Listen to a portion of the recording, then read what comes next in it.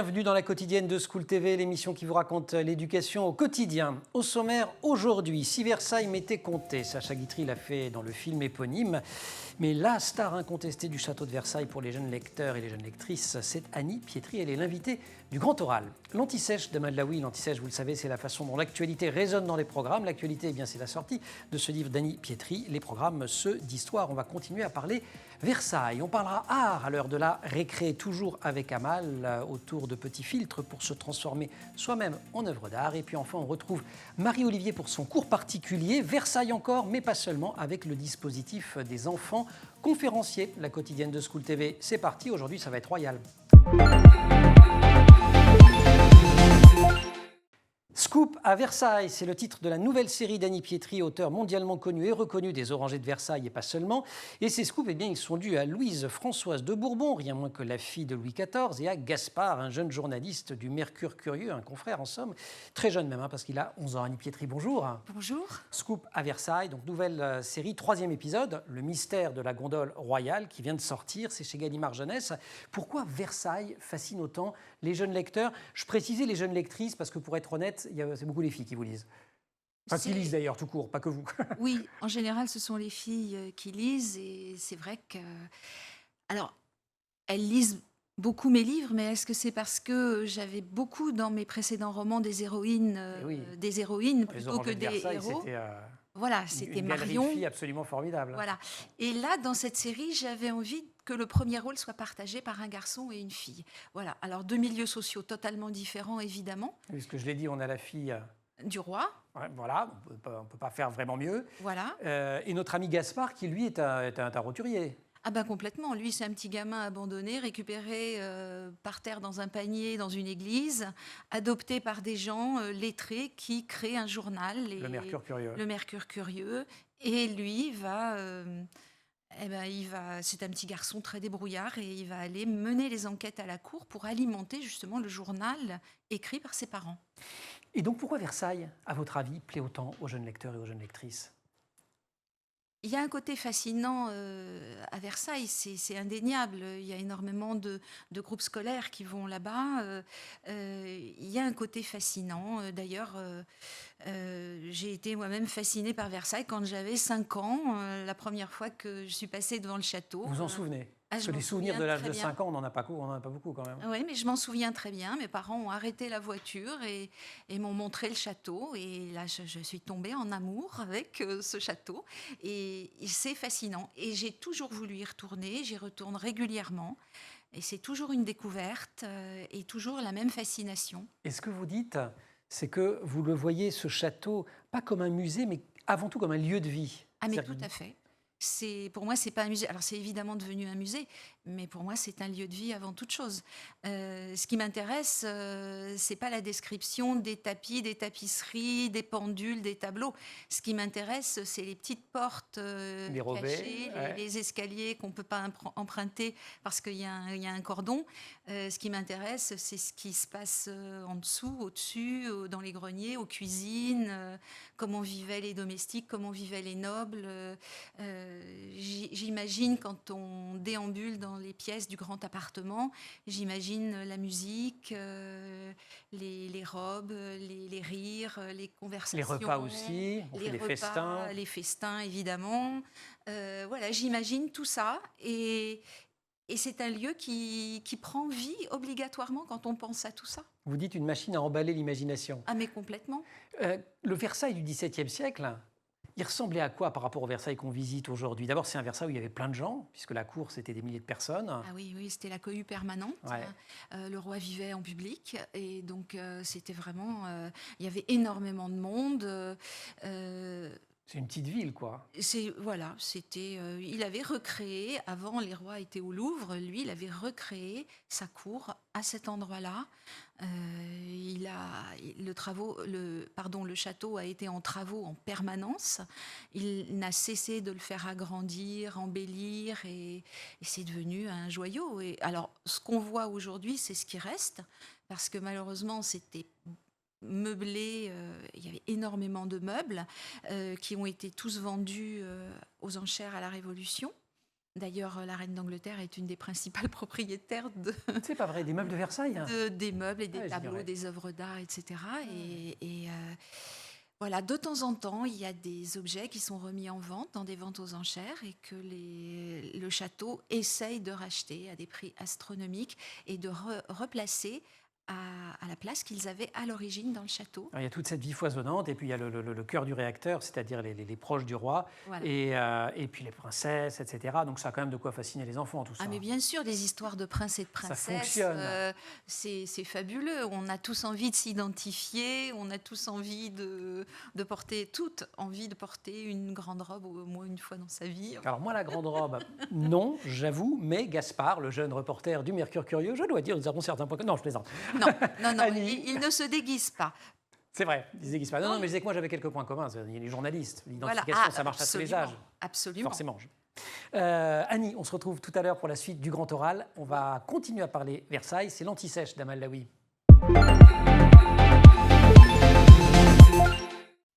Bonjour Amal. Bonjour Emmanuel. Et on va continuer à parler de Versailles, car Versailles fait partie des programmes scolaires dès l'école primaire. Oui, dès l'école primaire, dans un chapitre sur les temps des rois en classe de CM1, le temps des rois qui est abordé dans ce chapitre, 7 ans du XIIIe siècle au début du XVIIIe siècle. Alors, 4 figures royales ont été sélectionnées. Louis IX, le roi chrétien, au XIIIe siècle. Saint-Louis. François Ier, un protecteur des arts et des lettres à la Renaissance, Henri IV et l'édit de Nantes, et bien sûr Louis XIV, le roi Soleil, à Versailles. Alors le programme, lui, incite à se centrer sur le rôle de ces rois dans la construction du royaume de France, et dans ces cours, eh bien, on cherchera de manière prioritaire à faire comprendre à l'élève ce qu'est une monarchie et comment la France a évolué durant la période monarchique. Et si on parle de Louis XIV, on vient de le comprendre, on parle forcément de Versailles. Oui, les élèves vont apprendre que le Versailles de Louis XIV est le symbole de la monarchie absolue et de la monarchie de droit divin. Ils vont donc dans un premier temps définir le terme, dont l'absolutisme, qui est un système politique dans lequel le souverain possède tous les pouvoirs législatifs, exécutifs et judiciaires. Il s'agit d'abord d'un pouvoir héréditaire, c'est-à-dire que le roi défunt cède le pouvoir à son fils aîné, et c'est en second lieu un pouvoir indivisible, puisque le roi légitime le détient. Donc ils vont voir tout ça dans ce cours. Et puis Dieu quand même. Oui, la monarchie absolue est dite de droit divin, ce qui signifie que le roi détient son pouvoir directement de Dieu. Il est le lieutenant de Dieu sur terre. Et la Fronde, quand Et la même, Fronde, ils une vont voir la révolte Fronde. qui... Exactement, puisque marquée par la Fronde, une révolte de la grande noblesse et des parlements qui a eu lieu en 1650, eh bien, il impose, Louis XIV, un pouvoir fort doublé d'une politique de grandeur de France et en Europe. On redonne peut-être quelques dates. Là, on est en 1650 pour la Fronde, le sacre de Louis XIV. 1654, Louis Il XIV... décède en 1661. Il décide, Non, il décide. décide en 1661, à la mort de Mazarin, C'est de ça. ne plus avoir de ministre principal et d'exercer personnellement la direction des affaires. Et cette même année, eh bien, qu'est-ce qu'il entreprend en 1661? Petit quiz. La construction du château de La Versailles. construction du château de Versailles, exactement. Alors, il existait déjà à cet emplacement un petit palais, un petit château qui avait été construit par Louis XIII et qui lui servait de rendez-vous de chasse. Alors, la construction, elle va durer combien de temps selon vous? Ça a duré très très longtemps, cette construction. Eh bien, 38 ans. 38 ans pour construire donc le château de Versailles. Mais il n'attend pas la fin pour y habiter. Non, il occupe le château de Versailles à partir de 1682. Alors Versailles, vous l'avez dit, fixe la cour jusque-là itinérante et lui permet de contrôler la noblesse d'épée. C'est le centre du pouvoir royal, en même temps qu'une manifestation architecturale et artistique de la puissance royale du roi Soleil. Louis XIV, on le sait, était un amateur d'art. Il s'entoure de nombreux artistes qui viennent faire des représentations à Versailles. C'est le cas notamment de Molière. Dont on avait parlé, qui est Oui, aussi une star des programmes scolaires. Exactement, et qui Et dont c'est présenta... le 400e anniversaire de la... Il présenta au roi et à la cour de nombreuses pièces de théâtre. Il y a aussi des œuvres du peintre Lebrun ou encore on pouvait entendre la musique de Lully. Et tout ceci, qui aura bien été abordé à l'école primaire, est approfondi au collège, je crois, en 5e, Oui, c'est ça. et puis au lycée. Et puis au lycée. On n'arrête pas. Merci beaucoup, Amal. On retrouve Annie Pietri. Scoop à Versailles. Scoop à Versailles, c'est la nouvelle saga d'Annie Pietri, l'auteur des Orangers de Versailles. 3 tomes, je crois 300 000 exemplaires vendus depuis 2000 des Orangers de Versailles. Vous avez arrêté de compter? Ouais. Oui, voilà, c'est ça. Et 3e tome de ce Scoop à Versailles, le mystère de la gondole royale, avec des enquêtes menées par un duo assez improbable et tout à fait charmant, formé par Louise Françoise de Bourbon, la fille de Louis XIV, et par Gaspard, jeune journaliste du Mercure Curieux. Annie Pietri, vous avez eu plusieurs vies professionnelles, et pas forcément consécutives. Parfois, c'est entrelardée. Vous êtes orthophoniste au départ. Oui, c'est ça. C'est ça. Je suis Pourquoi vous aviez orthophoniste. choisi l'orthophonie? Parce que j'aime le langage, j'aime les enfants et donc je trouvais que il y a un côté médical également, hein, parce que l'orthophonie, c'est pas uniquement les enfants, il y a aussi des très grosses pathologies neurologiques et autres à prendre en charge. Hein. C'est très très vaste, hein, l'orthophonie. Et donc le côté médical, le côté langage m'a beaucoup intéressée. Et c'est en travaillant sur des livres-jeux C'est ça. que vous êtes devenue auteur, Voilà. autrice. C'est ça. En fait, j'ai fait la connaissance de cette collection qui était à l'époque éditée chez Grund, livre-jeu interactif dont le lecteur est le héros. Et je me suis dit que c'était un très très bon outil de rééducation pour les enfants dyslexiques, parce qu'en général, un enfant dyslexique, quand il est devant une page de lecture, c'est comme s'il était devant un mur. Et là, il y a un enjeu, c'est-à-dire qu'on a un jeu à faire à chaque page et une mission à remplir dans le livre. Donc, il y a un intérêt. On ne peut faire le jeu dans la page que si on a compris résolu le problème ce qu'on a langagier. Ouais. Le problème des dyslexiques, c'est à la fois déchiffrer et comprendre. Donc, s'ils arrivent à déchiffrer et qu'ils comprennent ce qu'ils ont lu, là, ils peuvent faire le jeu. Les textes sont assez courts, donc c'est pas rébarbatif.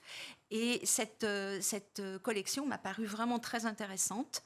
J'ai acheté tous les livres de la collection à l'époque. Je les ai mis dans mon cabinet d'orthophonie comme matériel de rééducation. Et il s'est passé... Et vous avez vu une vraie différence avec les enfants? Ah mais oui, il s'est passé un truc magique là. Ouais. C'est-à-dire qu'un gamin dyslexique qui avait vraiment des très très grosses difficultés, tous d'ailleurs, pas seulement un, arrivait en disant on va lire le même livre que la dernière fois. Ouais, excellent. Voilà. Alors un enfant dyslexique qui vous réclame un livre, c'est pas normal. C'est extraordinaire. Oui, c'est ça. Voilà. Ça veut dire qu'on commence à être sur le bon chemin. Et de là, vous publiez, c'est en 98, je crois, Versailles, le palais aux 100 festins. Oui. Ouvrage préféré de Marine et de Julie. Coucou Marine, coucou Julie, les jeunes filles qui nous regardent. Et donc en 98, le palais aux 100 festins. Voilà. Voilà. Et là, c'était aussi une manière de présenter quelque chose que j'adore, c'est la gastronomie, et principalement la gastronomie à l'époque de Louis XIV. Qu'on retrouve la gastronomie dans Scoop à Versailles, où l'on apprend qu'on mangeait du sorbet à Versaille. Ah oui, Et absolument. que la glace, ça coûtait très cher. Et d'ailleurs, il y a tout un trafic. Je ne vais Ouais. pas vous raconter toute l'histoire, ne comptez pas sur moi pour spoiler, mais enfin quand même un petit peu. Puis il y a plein de noms de plages, je les ai oubliés. Le filet de carpe aux œufs durs. Quoi, vous rigolez, c'est vous qui l'avez écrit.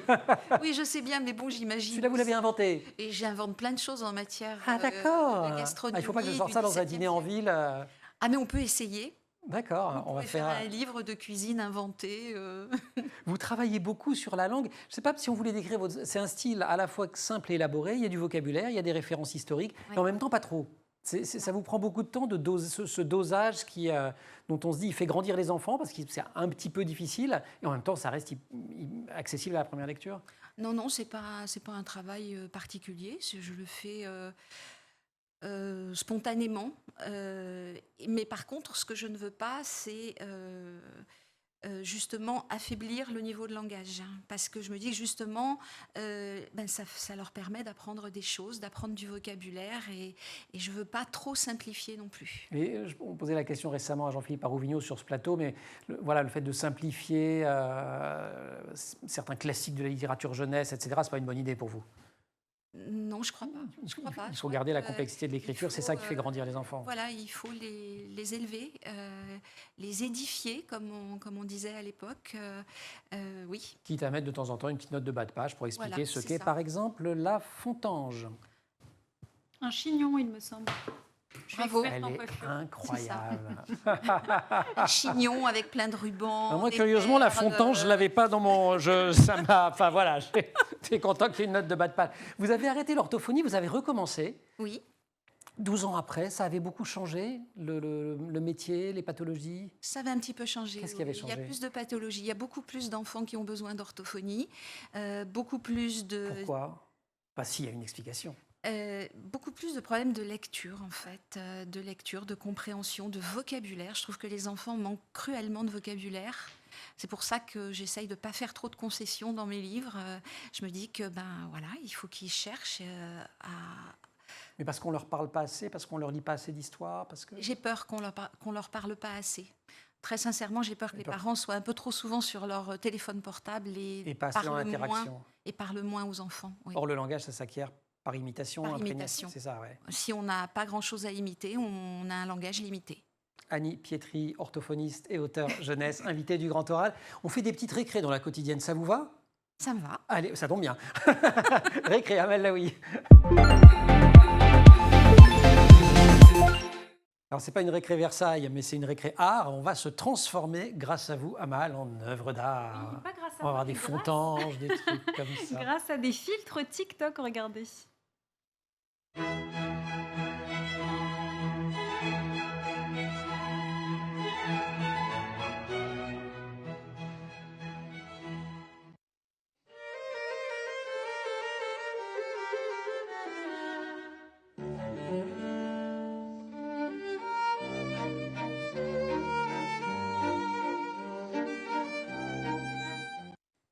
Amal, ce n'est pas la première fois que des œuvres d'art du patrimoine s'invitent dans la pop culture. Oui, le avec, détournement. avec les réseaux sociaux, eh bien, de nombreuses œuvres classiques sont détournées, transformées. Il y a par exemple l'artiste canadienne Andrea Tam, qui est connue sous le nom de Lost Leanne. Et sur son compte Instagram, eh bien, elle est suivie par plus de 100 000 personnes.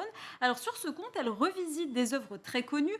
On peut par exemple voir une version détournée du célèbre cri de Munch ou de la Joconde. Et elle a décidé même de faire participer sa communauté qui lui propose des mélanges entre personnages de la pop culture et œuvres classiques. Avant elle, il y a des prédécesseurs célèbres. Hein. Oui, en 84, Andy Warhol reprend lui aussi le cri de Munch, œuvre iconique de l'expressionniste norvégien en 6 sérigraphies de la série After Munch. Et il y a aussi le célèbre street artiste britannique Nick Walker. Lui, il a transformé Mona Lisa en Marge Simpson, personnage de la célèbre série animée. Un tableau qu'il a rebaptisé Mona Lisa. Alors pour ces artistes, eh bien, c'est une manière de rendre l'art accessible à tous. Merci beaucoup. Rendre l'art accessible à tous ou donner envie d'aller vers des chefs-d'œuvre du patrimoine en racontant des histoires, en racontant qu'on y vivait. On peut faire plein de choses. C'est le principe de Scoop à Versailles. Annie Pietri est l'invitée du Grand Oral. On la retrouve. Elle est la star de centaines de milliers de jeunes lectrices qui ont lu notamment Ces Orangers de Versailles. Elle a lancé une nouvelle série, Scoop à Versailles, dont le 3e opus vient de sortir. C'est chez Gallimard Jeunesse. Annie Pietri, invitée donc du Grand Oral de la quotidienne. Quand vous commencez à écrire, hein, il y a quelques années, sur Versailles, Louis XIV, on n'en parle pas tellement finalement. Il n'est pas dans les programmes. On a l'impression que vous exhumez un personnage un petit peu oublié. C'est vrai, c'est vrai. Ça a changé depuis. Ouais. Et puis, je me demande s'il n'est pas retombé un petit peu dans l'oubli quand même depuis quelque temps. Non. Ah, vous avez l'impression? Je ne sais pas. D'accord. Bon, en tout cas, on vous dit... Je me demandais. En tout cas, vous en parlez autour de vous. Et des gens un peu spécialistes de l'édition vous disent, Annie, surtout, si tu veux devenir écrivaine, vas-y, mais pas de livre historique, ça ne se vend pas. C'est ça. C'est ça. C'est ce qu'on m'a dit la première fois quand j'ai eu mon premier rendez-vous. C'était chez Bayard Jeunesse. Ouais, votre premier, enfin premier, il y a eu Grunt avant, mais Voilà, c'est ça. Et pour le premier roman. c'est ça. Et on m'a dit, oui, enfin bon, l'historique, les jeunes n'aiment pas ça.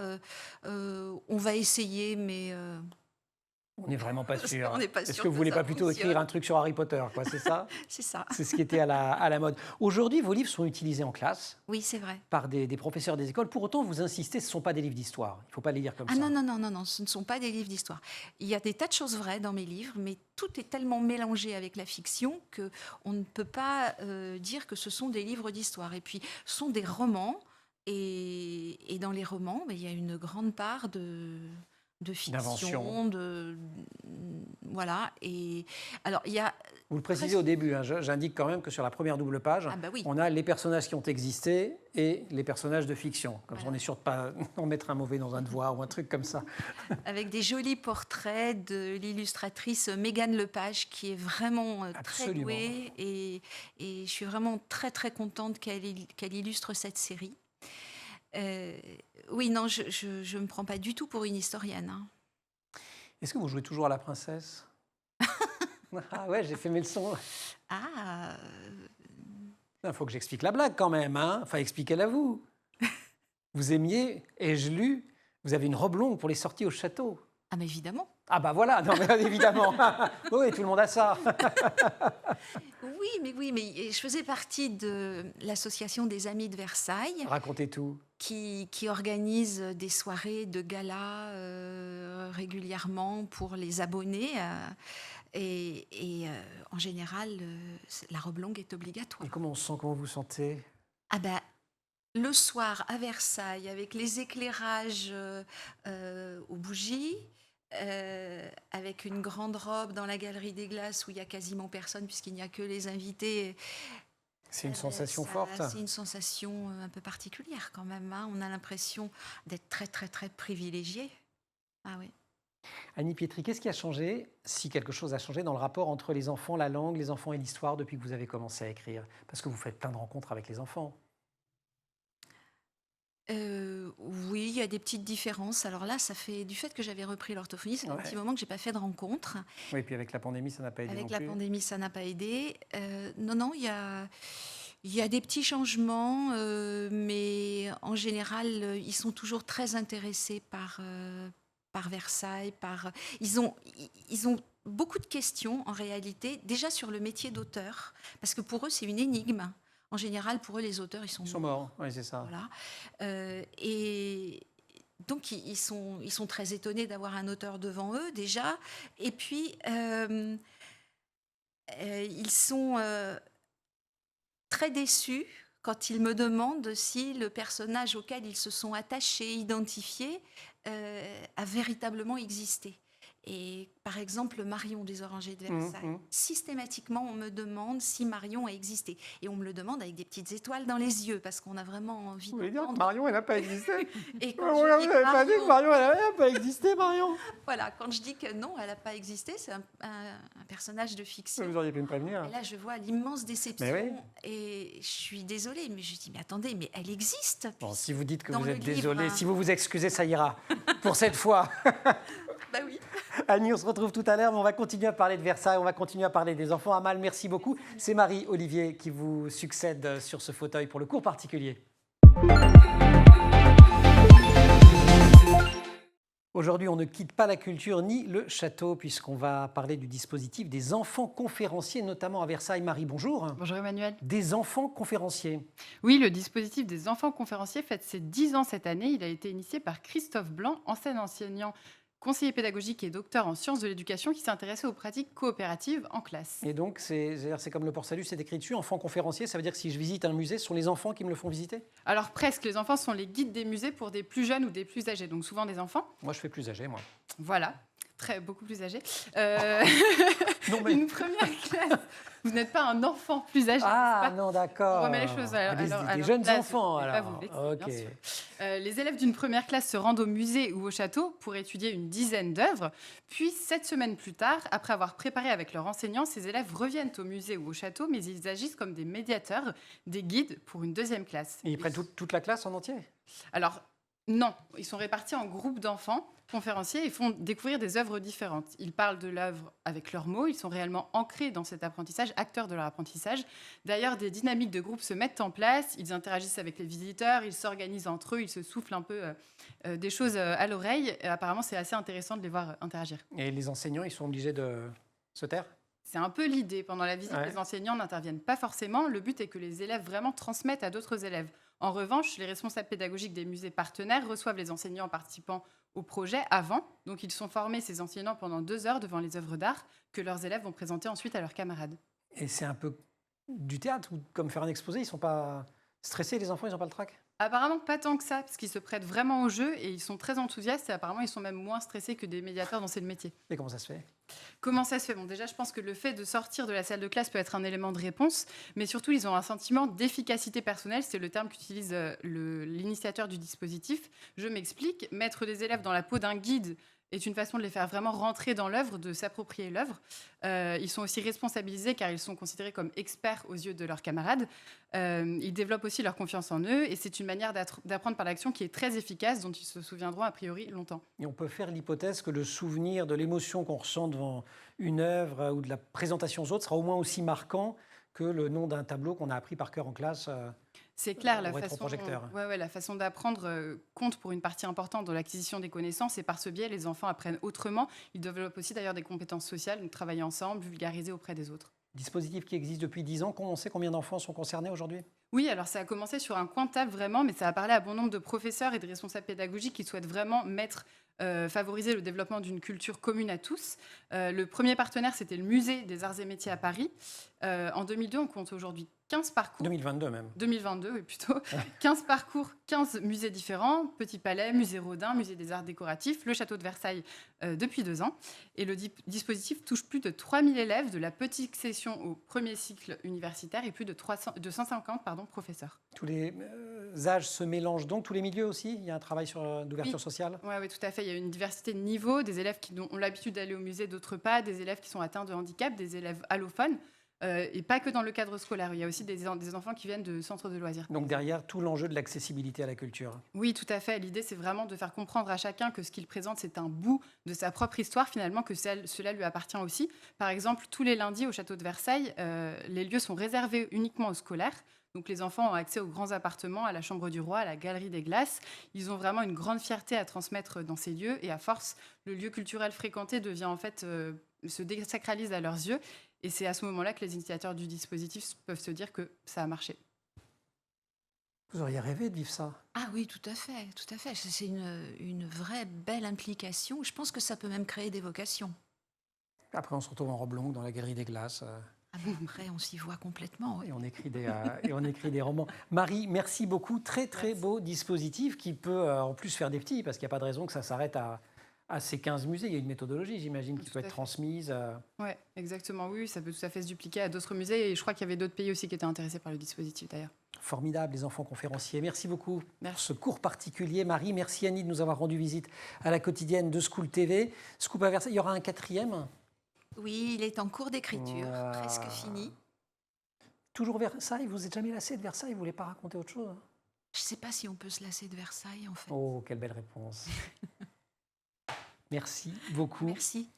Et donc, Scoop à Versailles, le mystère de la gondole royale. On a évité de spoiler, mais la gondole royale, ça se passe dans la Petite Venise, qui est une partie, c'est là où il y a les canaux, c'est ça? Oui, c'est juste à côté du Grand Canal, Voilà. ce qu'on appelle la tête du Grand Canal. Et c'était là qu'étaient logés les gondoliers du roi. Annie Pietri, star des lecteurs et des lectrices, merci beaucoup. Merci aussi à toute l'équipe de la quotidienne au maquillage. Emma Razanfin-Dralambeau, Marine Plantec pour la préparation de l'émission assistée par Roxane Sarfati. Et puis au son, Alexandre Larochelle et à la réalisation, Raphaël Morel. Vous restez évidemment sur School TV et vous nous retrouvez quant à nous en permanence sur Internet et sur les réseaux sociaux.